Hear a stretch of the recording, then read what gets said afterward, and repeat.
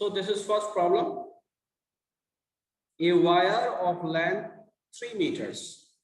कोई वायर है जिसकी लेंथ 3 मीटर है, area of cross section 1.76 into 10 की पावर -6। ये बेसिकली पावर माइनस में है, 10 की पावर -6, और ये m2 नहीं है, ये मीटर स्क्वायर है, ठीक है।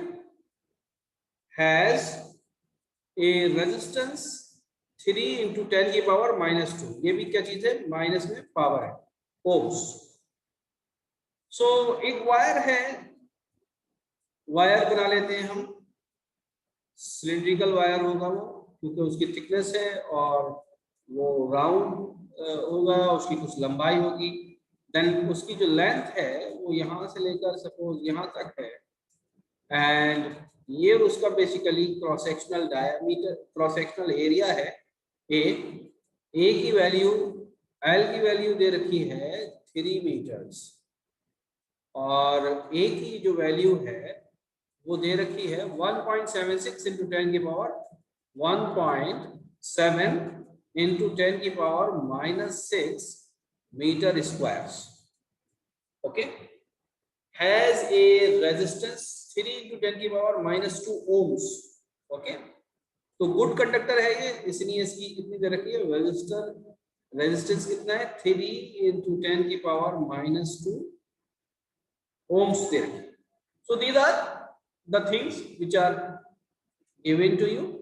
What they are asking, so a part है, what is the formula of resistivity for the wire and what is the unit of it? तो ये बिल्कुल जो सिंपल सी बात है वो ये है कि रेजिस्टिविटी का फार्मूला क्या होता है, रो को हम कैसे निकालते हैं, what is the formula of resistivity of the wire and what is the unit of it, इसको कैसे निकालते हैं। अगर R लिखेंगे तो उसको लेंगे रो L अपॉन A, तो रेजिस्टिविटी किसके बराबर हो जाएगी, रो किसके बराबर हो जाएगी, ये बेसिकली रो है, रो बराबर हो जाएगी R into A by L, where L is the length, A is the cross sectional area, R is the resistance of this cross sectional area and length of wire. ठीक है, तो क्वेश्चन A में कोई ऐसी खास बात नहीं है। Now talk about B, calculate the resistivity of the wire. इसकी रेजिस्टिविटी कैलकुलेट करनी है, इसकी रेजिस्टिविटी कैलकुलेट कर लेते हैं। रेजिस्टिविटी का फॉर्मूला, अगर हम खाली रेजिस्टेंस का फॉर्मूला रखें तो वो लिखेंगे हम रो एल अपॉन ए। ठीक है, what is given to you, R is given to you, हमें रो निकालना है तो इसके लिए हम लिखेंगे R into A upon L. What is R, R is 3 into 10 की पावर -2 ओम्स में हो जाएगा। ये एरिया कितना दे रखा है, एरिया हमको दे रखा है 1.7 मल्टीप्लाई होगा इससे 1.7 इंटू 10 की power -6 metre square divided by नीचे किसको रखेंगे, लेंथ को रखेंगे 3 मीटर्स। तो ध्यान से देखिएगा, ये मीटर इस स्क्वायर को काट देगा, सिर्फ यहाँ मीटर ही बचेगा। ओके, मैं दूसरे रंग से काट दूं, मीटर इस स्क्वायर को काट दूंगा। Okay, this should be noted. Now दूसरी चीज देखिए ध्यान से कि यहाँ बचा सिर्फ ओम्स बचा और यहाँ पर मीटर बचा, तो यूनिट तो आने वाली है ओम्स मीटर। 3 और ये 3 ये कैंसिल हो जाएगा, यहाँ पर सिर्फ बचने वाला 1.7। 10 की पावर -6 है, ये 10 की पावर -2 है, ये दोनों मिलके हो जाएंगे 10 की पावर -8 और यूनिट हो जाएगी ओम मीटर्स। तो resistivity of that wire will be equal to 1.7 into 10 की पावर -8 मीटर्स हो जाएगी। तो ये कैसी रेजिस्टिविटी है, ये बहुत कम है, ये कंडक्टर्स की होती है, गुड कंडक्टर्स की रेजिस्टिविटी इतनी होती है। ओके, तो यहाँ पर हमें कोई वायर भी, हमें ये नहीं बता रखा कि मटेरियल कौन सा। ठीक है, so this is problem number 1. I hope that there is no problem in the problem. आपको ऐसे किसी को कोई प्रॉब्लम तो नहीं है, ये प्रॉब्लम समझ में आ गई आप लोगों के सबके? yes sir, yes sir. है ना, ठीक, आगे बढ़ते हैं। अब हम एक दूसरे तरह का सवाल करते हैं। ये क्वेश्चन है An electric bulb draws a current of 0.8 amperes. कितना है? ये पॉइंट लगा हुआ है, तो करंट दे रखा है, बल्ब के थ्रू जो करंट है वो कितना है? 0.8 एम्पियर्स। इसको भी मैं तरीका बता दूं आपको। लिखते तो हम 0.8 हैं, लेकिन पढ़ते हम सिर्फ 0.8 है। ठीक है, तो this should be known to you. पढ़ते हम 0.8 है, यहां पर 0 लिखना चाहिए था, ये गलती करिए। Anyway, ampere and works on 250 volts, और वोल्टेज हमने उसको कितना देना है? वोल्टेज हमको देना है 250 वोल्ट, या उसको दिया गया है on the average 8 hours a day. ठीक है, टाइम दे रखा है यहां पर, आप कितना दे रखा है? 8 आवर्स पर डे। एक दिन में 8 घंटे ऑपरेट करते हैं हम बल्ब को, ये बता रखा है एवरेज। अब किसी दिन 7 करते हैं, किसी दिन 9 करते हैं, लेकिन वो एवरेज 8 है पूरे महीने के अंदर या पूरे साल के अंदर, यू कैन से। अब सवाल शुरुआत होती है, ये सारी चीजें आपको गिवन है, these all these things are given to you. Now first question is, find the power consumed by the bulb.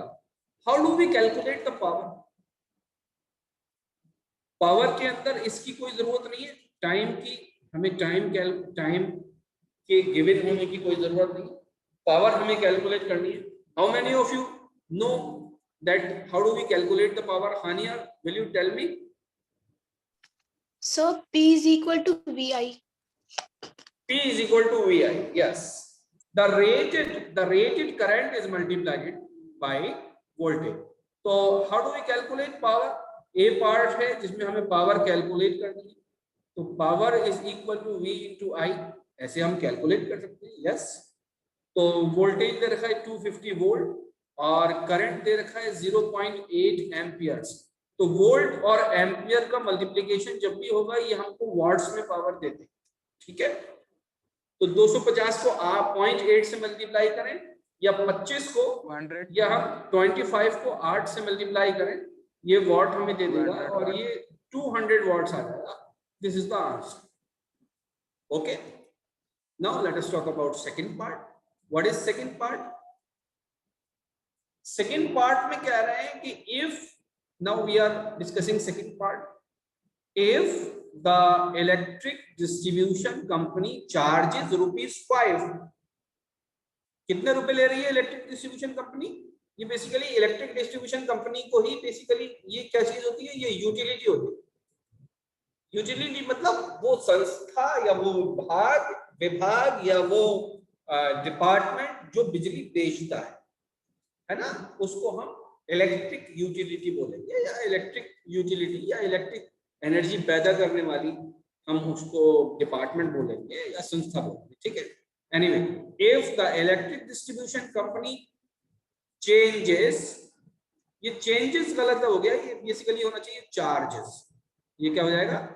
ये क्या होना चाहिए? चार्जेस। तो you people please correct it. Charges ₹5 for 6 kilowatt hour. What is the monthly bill for 60 days for this bulb? हमने कोई और load अभी बताया नहीं है, तो याद रखिए, क्योंकि और कोई लोड बताया नहीं गया, इसलिए किसी और लोड की बात भी नहीं की जाएगी।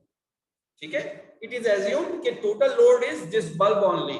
ओके, तो 60 दिनों के लिए हमें इलेक्ट्रिक यूटिलिटी का बिल निकालना है इस पर्टिकुलर लोड के लिए। बात समझ में? अब ये बताइए कि 8 आवर्स पर डे थी, तो टोटल आवर्स कितने हो जाएंगे? अगर हम टोटल आवर्स निकालना चाहें, टोटल आवर्स निकालेंगे कैसे? 8 इंटू 60। देखिए, इसको मैं यूनिट वाइज भी लिखूंगा तो और ज्यादा समझ में आएगा। 8 hours per day into 60 days, तो ये डे से कट जाएंगे और सिर्फ आर बचेगा। ठीक है, तो कितना आ जाएगा? 48, 48 और ये वाला 0 भी लगा देंगे, तो ये आ जाएगा आवर्स। तो 480 आवर्स हम यूज कर रहे हैं बल्ब को। बात समझ में आ गई? अब पावर निकाल लें हम बल्ब की। हम पावर पहले से निकाल चुके हैं, पावर निकाल चुके हैं। पावर कितनी आई थी बल्ब की, कोई बता सकता है मुझे? 200 वॉट्स आई थी। 200. तो पावर है 200 वॉट्स और टाइम है, टाइम कितना निकला है? 480 आवर्स निकला है। बात समझ में आ गई या नहीं आ गई? अब हम क्या निकाल लें? एनर्जी निकाल लें। क्या निकाल लें? एनर्जी निकाल लें। एनर्जी किसके बराबर होती है? Energy is equal to power into time होती है। टाइम। पावर कितनी है? पावर है 200 इनटू टाइम है 480। पावर था वॉट और टाइम था आवर, तो ये बन गया वॉट आवर्स। क्या बन गया? What hours. Water. ठीक है, बात समझ में आ गई? तो इसको मैं लिख दूं 8 दूनी 16 और 4 दूनी 8 और 1 9 96. और Triple. 3 0 लगा दूंगा, वॉट आवर्स हो जाएंगे। तो इतने वॉट आवर एनर्जी इसने यूज करी है कितने दिन में? 60 दिनों में यूज करी है। वो 60 तो एब्जॉर्ब हो चुके हैं आवर्स के अंदर। बात समझ में आई? ठीक है, अगर ये 8 घंटे यूज ना करके 10 घंटे यूज कर रहा होता तो ये एनर्जी बढ़ जाती या नहीं बढ़ जाती? बताओ। बढ़ जाती है ना? तो एनर्जी आ गई। अब हम क्या करेंगे? यूनिट्स निकालेंगे। अब हम क्या करेंगे? यूनिट्स निकालेंगे। यूनिट्स की यूनिट क्या होती है? ये जो वॉट आवर है यहाँ पर हमको क्या लाना है? किलो वाट आवर लाना है। बात समझ में आई? तो 9600। अब ये किलो हमने एक एक्स्ट्रा लगा दिया, ये हमने एक्स्ट्रा लगा दिया ना किलो, ये किलो हमने एक्स्ट्रा लगाया है। ठीक है, तो इस किलो को एक्स्ट्रा क्योंकि हमने एक्स्ट्रा लगाया है तो इसलिए 1 किलो से हमें डिवाइड भी करना होगा, तो 1000 से हमने डिवाइड भी कर दिया, तो यूनिट आ जाएगी 96 किलो वॉट आवर। बात समझ में आएगी? तो टोटल यूनिट कितनी हो गई? 96 किलो वॉट। ठीक है, अब जो यूटिलिटी है उसके चार्जेस क्या है? उसके चार्जेस क्या है? ये गिवन है। चार्जेस इज इक्वल टू ₹5 पर किलो वाट आवर। इसको ऐसे भी कह सकते थे ₹5 पर यूनिट, चाहे किलोवाट आवर कहें चाहे यूनिट कहें, ये सेम बात रहेगी यहाँ पर। Unit means unit, commercial unit. Unit means commercial unit, खरीदने और बेचने वाली जो यूनिट हो। ठीक है, अब टोटल बिल किसके बराबर हो जाएगा? टोटल बिल निकालेंगे। टोटल बिल किसके बराबर हो जाएगा? टोटल बिल हो जाएगा unit multiplied by charges. Unit कितनी है? 96 किलो वाट आवर है और चार्जेस कितने? ₹5 पर किलो वाट आवर है। तो किलोवाट आवर जो है, किलोवाट आवर, ये किलोवाट आवर से कट जाएगा, खाली रुपीस बच जाएगा, खाली पैसे बच जाएंगे। तो आंसर आएगा ₹96 इंटू 5 कितना हो जाएगा? बताओ भाई, 480 हो जाना चाहिए। 480 rupees. 480 रुपीज। ये 60 दिन में एक बल्ब ने हमें बिजली इतने पैसे हमें देने पड़ेंगे अगर हम एक बल्ब जला रहे हैं जो कि 200 वाट का है। अगर यही बल्ब 50 वाट का होता तो पैसे कितने आते? 480 नहीं आते, 480 से को हम 4 से डिवाइड कर देते उतने आते। समझ में आ रही है बात या नहीं?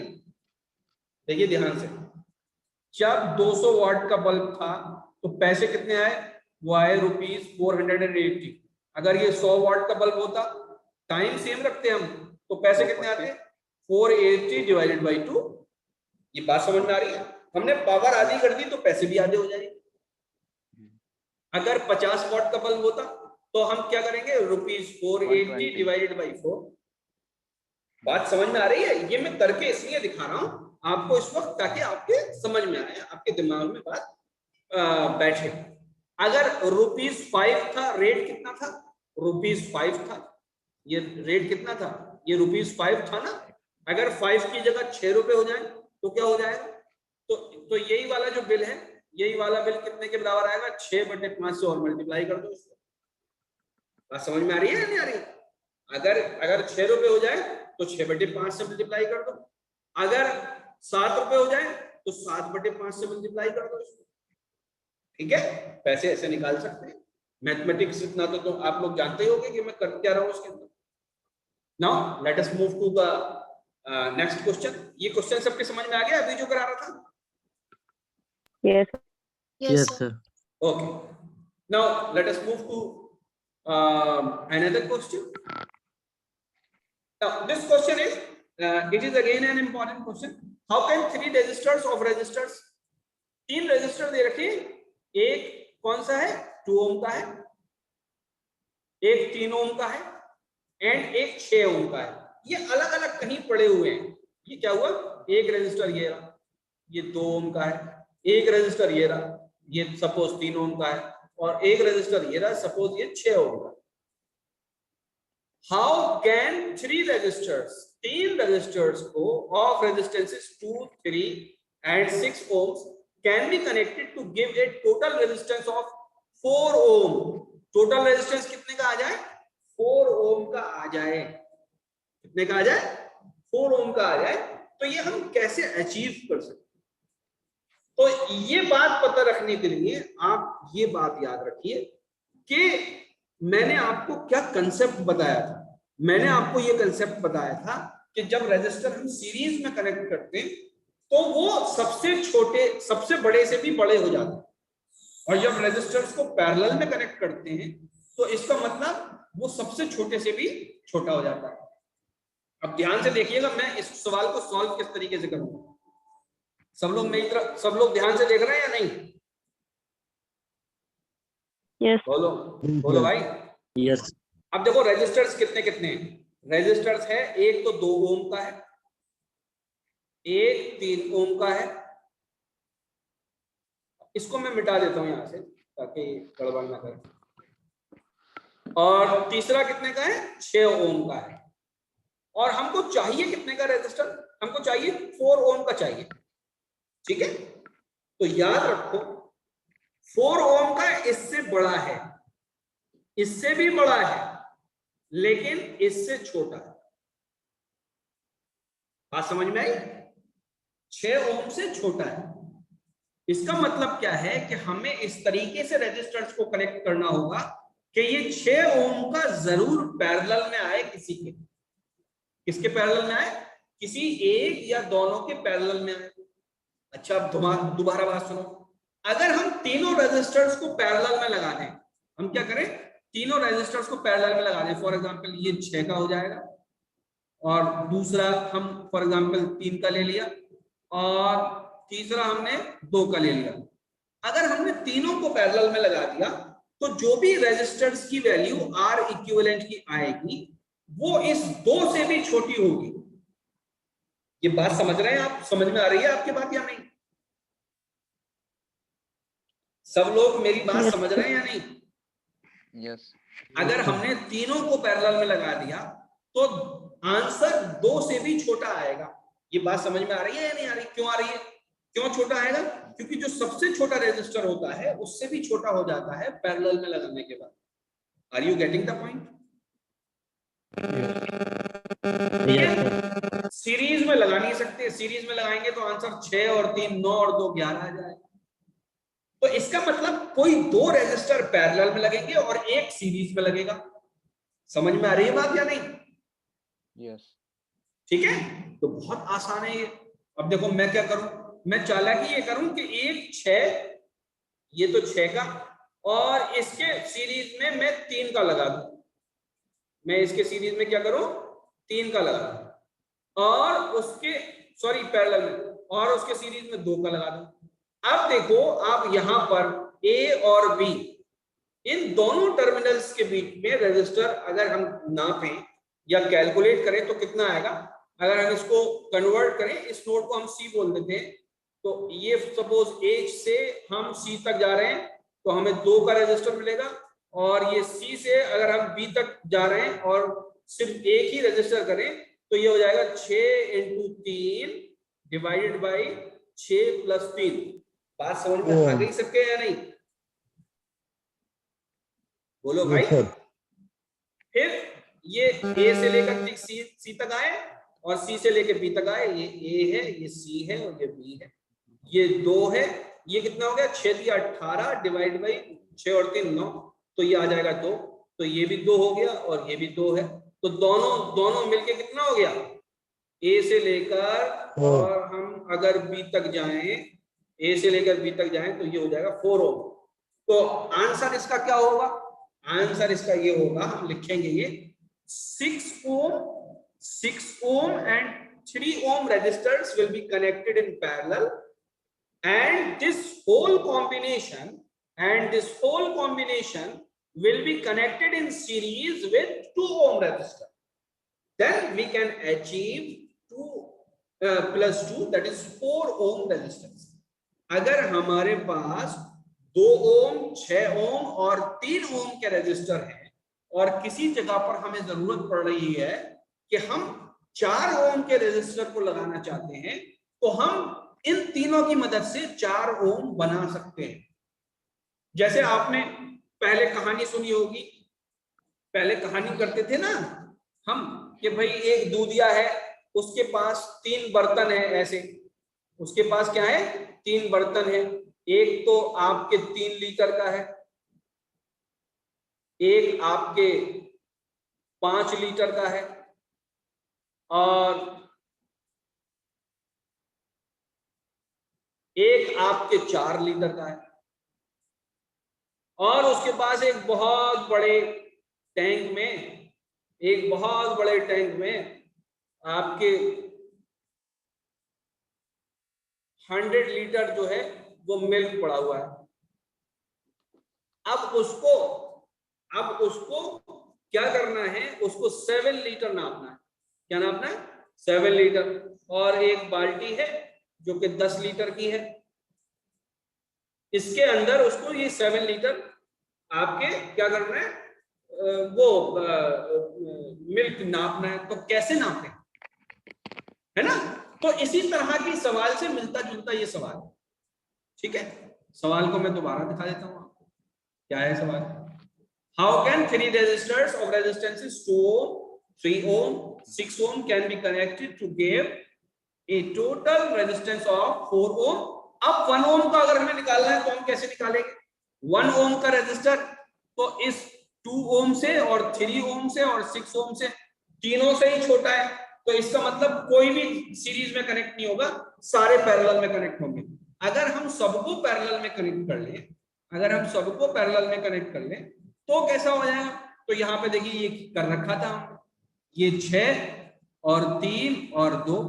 अब इनका पैरेलल कैसे निकालेंगे? आर इक्विवेलेंट यहाँ पर कैसे निकालेंगे? आर इक्विवेलेंट हो जाएगा 1/6 प्लस 1/3 प्लस 1/2, और इसका क्या करेंगे? रेसिप्रोकल लिखेंगे। बात समझ में आ रही है कि नहीं आ रही?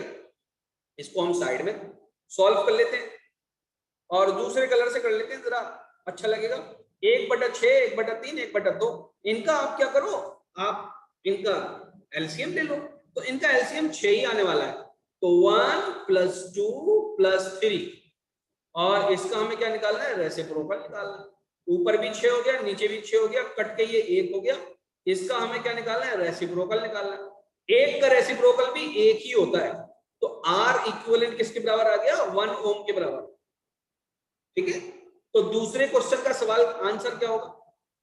If you want to get 1 ohm resistance from these 2, 3 and 6 ohm resistors, if you want to get 1 ohm resistor from 2, 3 and 6 ohm resistances, then you have to connect all the resistances in parallel. आप parallel में connect करेंगे, तो आपको सिर्फ 1 ओम का resistance ही मिलेगा। समझ में आ गई बात? Yes. बोलो भाई। जी सर। ठीक है, अब आगे बढ़ते हैं, दूसरे सवाल पर चलते हैं। दूसरे सवाल पर, okay, now this question, there are m basically inverted commas में होना चाहिए, m रेजिस्टर्स होना चाहिए, ईच ऑफ रेजिस्टेंस r, सारे रेजिस्टर्स जो हैं वो r वैल्यू के हैं, ठीक है, r ओम्स के हैं। जैसे 2 ओम का कोई रेजिस्टर है तो सारे 2 ओम के, ओके। और कितने हैं? m है, m कितने हैं? तो नंबर ऑफ रजिस्टर कितने हैं? नंबर ऑफ रेजिस्टर्स, ये कितने हैं? नंबर ऑफ रेजिस्टर्स है m। अच्छा, वैल्यू ऑफ वन रेजिस्टेंस, एक रेजिस्टेंस की वैल्यू कितनी है? उसकी वैल्यू कितनी है? वो है R ओम। सपोज ओम्स इन्होंने क्या नहीं रखा, लेकिन हमने ओम्स कह दिया, ठीक है। फर्स्ट क्वेश्चन है, first they all are connected in series, सबको सीरीज में कनेक्ट कर दिया, and equivalent resistance is x, और इक्विवेलेंट रेजिस्टेंस कितना आ गया? x के बराबर आ गया। Now they are connected in parallel and equivalent resistance is y। अब कितना आ गया? y आ गया। एक बार सीरीज में कनेक्ट किया तो x आया, एक बार पैरेलल में कनेक्ट किया तो y आया। What is the ratio of x and y? x और y का रेशियो क्या है? It is a very good question. Okay, बात समझ में आ रही है? बहुत अच्छा सवाल है। अब m रेजिस्टर्स हैं, उनको एक बार सीरीज में कनेक्ट करते हैं, तो अब हम यहां नीचे लिखते हैं, नीचे बनाते हैं। अब m, भैया m कितने ये हमें नहीं पता, तो एक रजिस्टर हमने ये कनेक्ट किया, एक रजिस्टर और कनेक्ट किया, एक रजिस्टर और कनेक्ट किया, ऐसे करके करते करते m तक पहुंच गए। तो ये हमारा R था, ये भी R था, ये भी R था, ये भी R था, ये पहला रजिस्टर था, ये दूसरा था, ये तीसरा था, और ये कौन सा था? ये mth था। बात समझ में आ रही है? ये सारे कैसे कनेक्टेड थे? सीरीज में कनेक्टेड। कैसे थे? सीरीज में कनेक्टेड थे। तो R इक्विवेलेंट किसके बराबर हो जाएगा? R इक्विवेलेंट बराबर हो जाएगा R plus R plus R plus चलते चलते गए और R तक जोड़ दिया, इसके बराबर हो जाएगा। टोटल कितने हैं? 1 2 3 4 5 6 m, टोटल m है। तो ये बताओ, ये m R के बराबर होगा या नहीं होगा? यस और ये कह रखा है ये बराबर आया x के। तो पहली इक्वेशन क्या आ गई? x is equal to m into R। ये बात समझ में आ गई या नहीं? यस यस सर अरे बोलो भाई। यस सर ठीक है, आगे बढ़ते हैं। अब हम किस में कनेक्ट करें रेजिस्टर्स को? Now we connect them in parallel. अब हम पैरेलल में कनेक्ट करते हैं।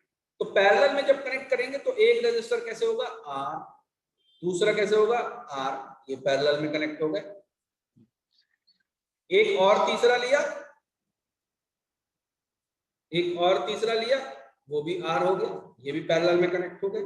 ऐसे ही नीचे चलते चले जा रहे हैं और यूं नीचे चलते चले आए और एक रजिस्टर आया ऐसे R, और यहां तक ऐसे चलते चले गए। यहां पर इन दो टर्मिनल्स के बीच में जो भी रेजिस्टेंस आएगा उसका इक्विवेलेंट हमने लिखा यहां पर। बात समझ में आई? उसका इक्विवेलेंट कहां लिखा? हमने यहां पर लिखा। ये बेसिकली क्या हो जाएगा? सपोज ये A है, ये B है, तो A और B के बीच में जो रेजिस्टेंस होगा वो क्या होगा? R इक्विवेलेंट, या इसको R इक्विवेलेंट नहीं लिखते हम, RP लिखते हैं, R पैरेलल। समझ में आई बात? अब R पैरेलल कैसे निकालते हैं जरा बताना। R पैरेलल निकालते हैं 1/R plus 1/R plus 1/R, चलते चले गए और प्लस 1/R, और इसको ब्रैकेट में बंद किया और यहां पर क्या लगा दिया? ये रेसिप्रोकल का निशान लगा दिया। बात समझ में आ रही है नहीं आ रही? अरे बोलो भाई। यस सर ये कौन सा वाला था? ये पहला था, ये पहला रजिस्टर था, ये सेकंड था, ये थर्ड था, ऐसे चलते चले जा रहे थे। ये कौन सा था? ये mth था। m रजिस्टर से इन सबका रेसिप्रोकल जोड़ दिया अगर हमने, तो आंसर क्या हो जाएगा? m/r की पावर -1, और ये किसके बराबर आया? rp के बराबर आया। समझ में आ रही है बात या नहीं आ रही? ये किसके बराबर हो जाएगा? ये r/m के बराबर हो जाएगा।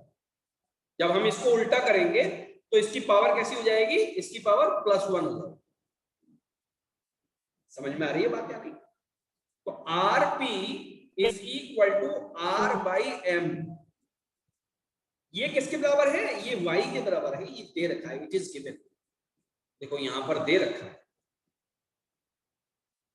यहां पर ये दे रखा है, मैं ग्रीन से बना रहा हूं, ध्यान से देखना। देखो y दे रखा है और x दे रखा है। जब हम सीरीज में कनेक्ट करते हैं तो x मिलता है, जब पैरेलल में कनेक्ट करते हैं तो y मिलता है। बात समझ में आ रही है या नहीं आ रही? अब हमें x और y का रेशियो निकालना है। अरे बात समझ में आ रही है या नहीं?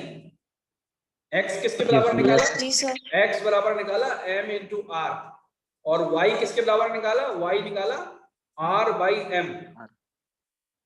ठीक है, अब x बाई y निकाल लो, is equal to m into r divided by r by m। अब इसको कैसे हल करेंगे? देखो मेन डिवीजन का निशान ये बीच वाला है, 1 आएगा। अब ध्यान से सुनना, a upon b upon c upon d, अगर ये इस तरीके से अरेंज हो तो सबसे नीचे वाले को सबसे ऊपर वाले से मल्टीप्लाई कर देते हैं, a इंटू डी, और बीच वालों को मल्टीप्लाई कर देते हैं b इंटू सी। ठीक है, अब यहां पर तो ऊपर तो सिर्फ एक ही है, तो इसको ऐसे लिख सकते हैं m r upon 1 divided by, ये मेन डिवीजन है, r बाई m। इस m को इससे मल्टीप्लाई कर देंगे और इस r को इससे मल्टीप्लाई कर देंगे, तो आंसर हो जाएगा m r into m upon 1 into r। अब r से कैंसिल हो जाएगा और m इंटू m किसके बराबर हो जाएंगे? m square. किसके बराबर हो जाएगा? m square. तो ratio of x into y is equal to m square. बात समझ में आ रही है? यानी अब मेरी ध्यान से बात सुनना, अगर ये रजिस्टर 10 ओम के होते और 50 होते, 50 नंबर्स होते, समझ में आ रही है बात? कितने होते? 50 नंबर होते, तो इसके 10 ओम से होने का कोई फर्क नहीं पड़ता। x अपॉन y की जो वैल्यू, यानी रजिस्टर इन सीरीज, यानी series value, sorry series value divided by parallel value, किसके बराबर आता? इन दोनों का रेशियो बराबर आता 50 का स्क्वायर। खाली नंबर के स्क्वायर पे डिपेंड करता है ये, इस पे डिपेंड नहीं करता ये कि 10 ओम का है या 50 ओम का है या 60 ओम का है। समझ में बात आ गई या नहीं आ गई? यस यस अरे बोलो भाई, यस सर। समझ में बात आ गई? Yes sir. तो आज मैंने ये क्वेश्चन करवाए, आज जो क्वेश्चन करे हैं इससे कुछ ज्ञान बढ़ा तुम लोगों का, यस सर। है ना? ये तो तुम्हारे इम्तिहान में पूछे जाएंगे अभी 10वीं के, तो मैं और भी CBSE के सवाल करवाऊंगा, CBSE के भी करवाऊंगा, और जो AMU में पूछे जाते हैं पिछले साल सवाल जो पूछे गए वो भी करवाऊंगा इनके सारे, तो पिछले पेपर सॉल्व करवा दूंगा तुम्हारे, इससे फायदा होगा तुम लोगों को, कंपटीशन में भी फायदा होगा तुम लोगों को इससे। ठीक है, तो हम इस टाइम स्टॉप कर